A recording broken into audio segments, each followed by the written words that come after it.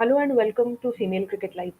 The third ODI between India and New Zealand will be played tomorrow, that is February 18 from 3:30 a.m. IST onwards.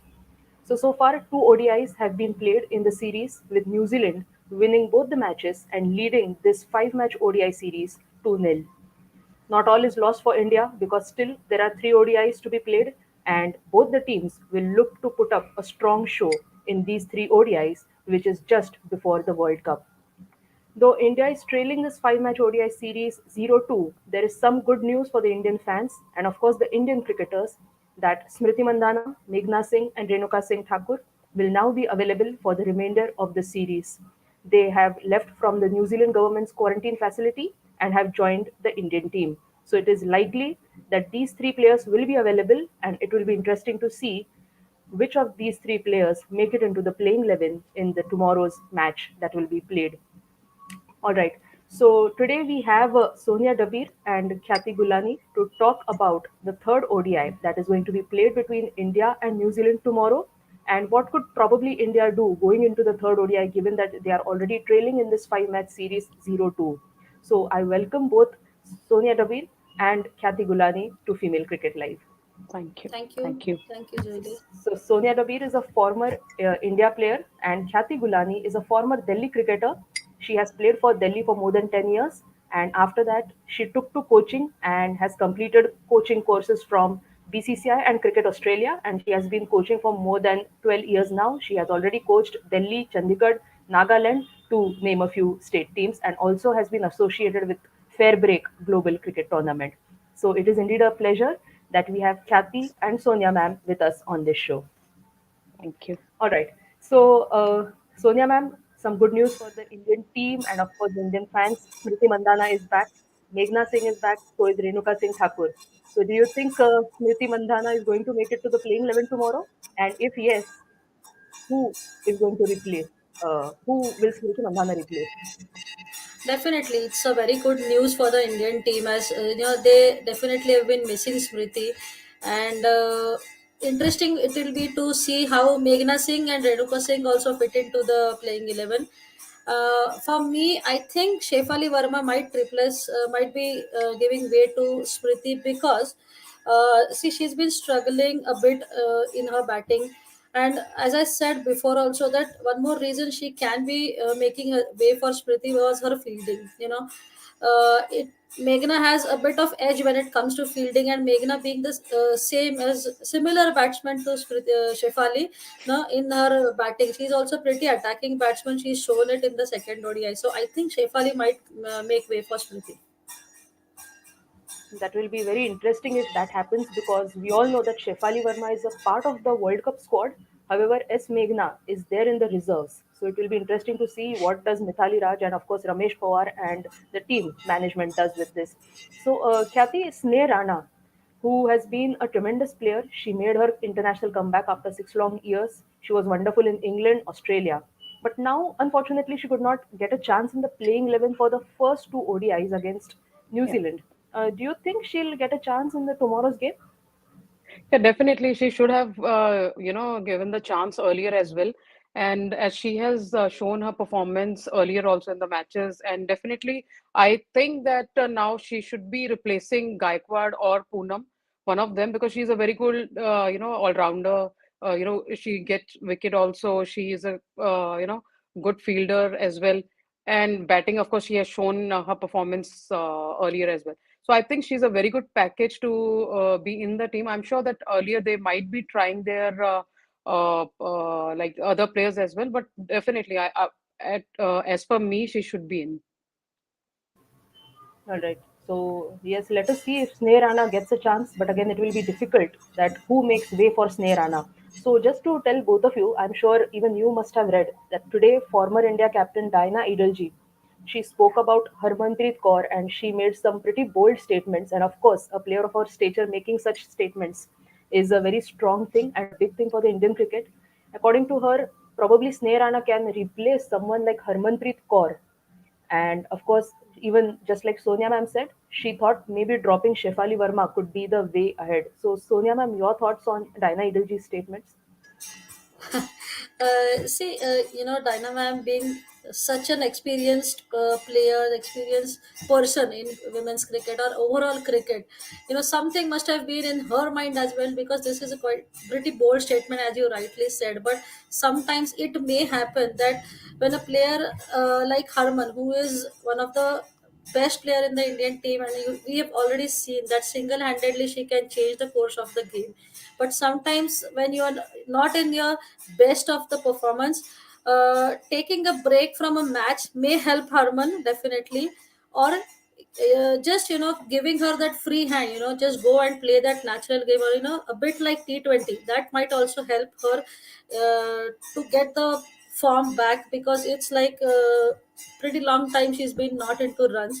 But definitely, as far as Shefali is concerned, I have already spoken that because of her fielding, it's that Meghna might get an edge.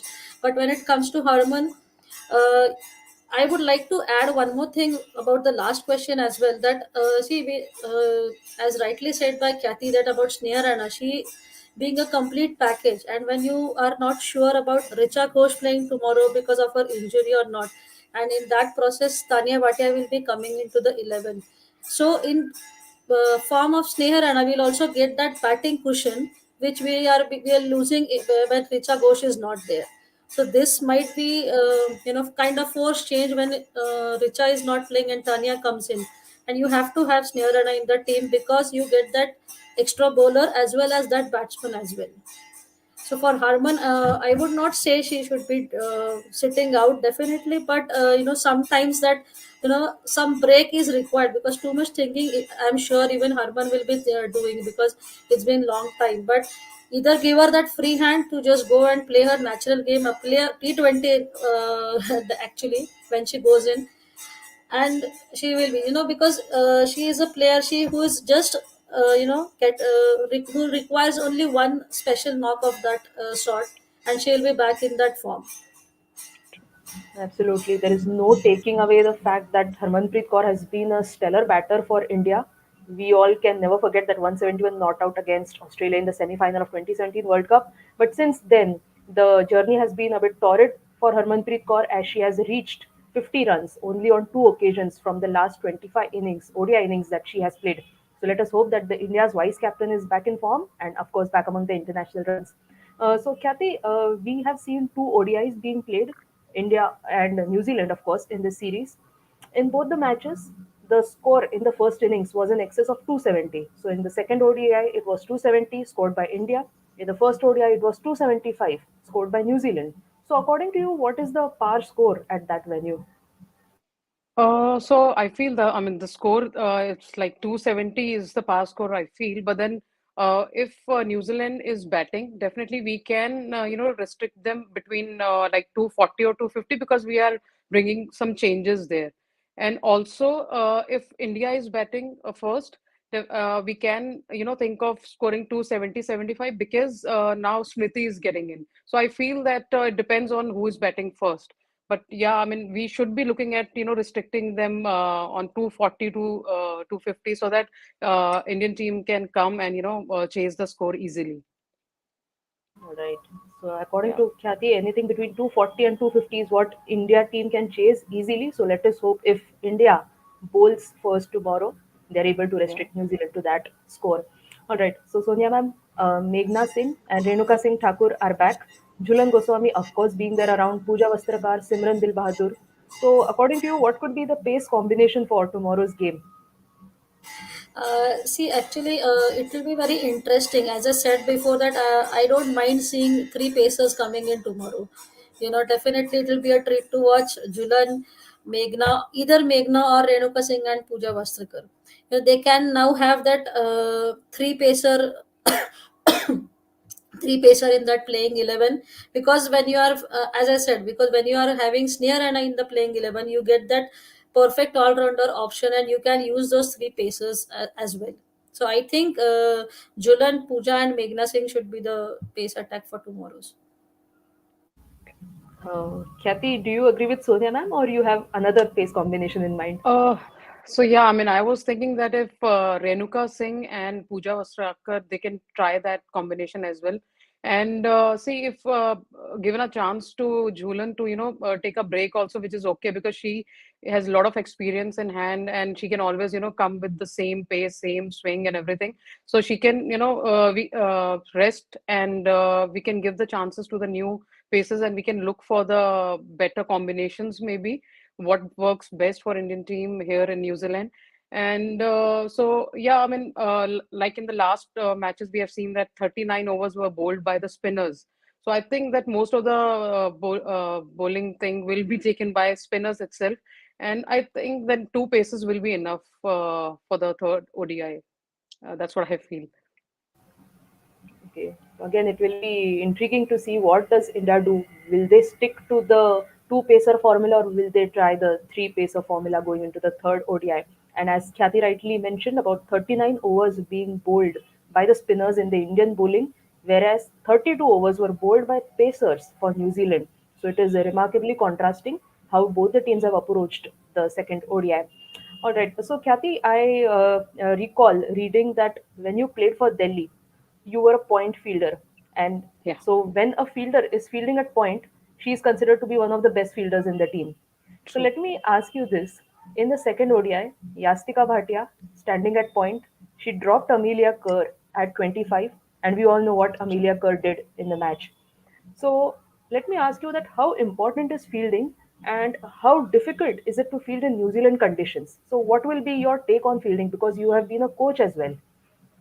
Yeah, so definitely I'm taking care of this department for Delhi team. And for me, yes, fielding is the most important because, as you said, rightly said, like at 25, they dropped a catch and then she made 116 something. And in the last match, in the first ODI, I mean, in team again, dropped Susie Bates' catch at 13. So then again, she took the opportunity and scored 109. So definitely to bring the breakthrough in the game and as a game changer, only fielding can be a part through which you can bounce back maybe, and it's the most important thing. And I mean. I have been saying that Indian team have been, performing really well on the field always, but I really don't know. It's a effect of COVID, or maybe they are coming after so long gap that they have, their fitness level has also gone down, and so which is shown on the ground by dropping catches and New Zealand players batters taking two instead of one, so which is not a healthy thing to getting into a very good stage. So they really need to go back and work on those things rather than having only net sessions. They need to work on their fielding things and specific fielding drills, like for the point fielder, for the covers fielder, for the slip fielders. All these specific drills should be done, and it will definitely help because when we see at the bigger stage on the world stage, teams like England, Australia, and New Zealand again, so they are like really changing the game through fielding. So of course it's an very important aspect. Very well said, Kathy, that it is important that when you work on your batting bowling, it is important that you concentrate on your fielding as well because it is said that whatever run that you save on the field, that much Yeah. run you are scoring with the bat, if we can say that. All right. So, Sonia ma'am, we have completed three matches in New Zealand, one of course being the T20I and two ODIs. However, India have ended on the losing side in all the three matches. So, according to you, what are the areas to work on? Because World Cup is just round the corner. It is going to be played in New Zealand itself. So, what will be the areas that Indian team has to work on? Even though we were on the losing side for the past two ODIs and the T20, there are a lot of positives also we have to look, because see, we scored 270 odd runs. We are crossing 200, 250. Yeah, we are doing it on a consistent basis. So batting, I think when, as I said before, when Harman will be in runs, we'll be crossing 250, 270 mark as well, because that one partnership we are getting. But the contribution after Smriti and Mithali should also be the same, continuing that, what you can say, the run flow. Apart from that, the areas I feel like, so as Khyati has already mentioned, that fielding is one area that an individual player is responsible for that fielding thing. If it's only you who have to compete with yourself in when it comes to fielding. So you have no barrier as such कि आप इतना ही fielding कर सकते हो. There is no limit to do a good fielding. Apart from that, I would say that punishing the loose balls, I think we need to be more, especially the short pitch balls or the full toss balls. I think we are missing out on those, capitalizing on those loose balls. Well, it's not that always we are missing out, but yeah, definitely we do get short pitch balls and the full toss balls as well. And sometimes, the batsman can utilize them and punish them a bit more, whatever they are. Instead of getting those 2 runs, those are the kind of balls they should be at least hit for 4, if possible 6. I think they should be working on hitting those, punishing the bad balls as well. Absolutely. So, as Sonia ma'am has pointed out, that fielding, of course, needs some work. Running between the wickets, because we have seen that New Zealanders picking up two and threes also at will. And if I remember correctly, I think we had just the 1-3 in the second ODI from the Indian innings. So, running definitely needs work, and of course, punishing the loose balls. All right. So, Khyati, as I was talking before, that World Cup is just around the corner. It starts on 4th of March, of course, being played in New Zealand. And India now have three ODIs before the World Cup. So, do you think the Indian team management will look for experimenting, will give chance to the young players, new players, or will they stick to the core and give them maximum matches now? See, core, of course, they need to give them the matches, definitely, just to, practice, because they have not got any matches from last like so many months. So, but apart from that, they need to look at the combinations as well, to if they need to bring in somebody new, as our, the top brass is not able to, chip in. So they need to look for the best combinations. So for that, they need to, give the chances to the newcomers as well, like players like Simran. If given a chance, yeah, she has also proved her. Like, she took 2 wickets in the last match, and her fielding, because she was in Delhi team, so I've seen that her fielding is like amazing. So players like Sneh Rana, she of course needs a chance again. And S Meghna, she has really proved herself. So yeah, definitely in every match you can, introduce one or two players, and maybe your best combinations can come out by the time you reach the bigger stage. And there's no harm, because see, if we are playing a shadow tournament, so it's the best time when you can do both the things, like giving the chance to the the core team, and also the giving the chance to the youngsters or maybe the newcomers, and where you can get your best 11. Yes. Let us see if in the Indian team is able to strike a perfect balance between youth and experience. We have experience in the hands of Mithali Raj and Julan Goswami, and youth, of course, being Richa Ghosh, Shefali Verma, and other players. Right. So it was amazing to chat with both of you, Sonia ma'am and Khyati, about the third ODI and what will happen in the third ODI between India and New Zealand. So, just to remind all the viewers and fans that the third ODI between India and New Zealand will be played tomorrow, February 18 at 3:30 a.m. IST. And do tune in to catch all the live action from Amazon Prime. So, again, as I said earlier, so do sleep early tonight so that you can wake up before 3:30 and catch all the live action. So, thank you once again, Sonia ma'am and Kathy, for talking to us. And thank you to Thank all you. the viewers and fans for watching. Thank you, Thank Zuli. you.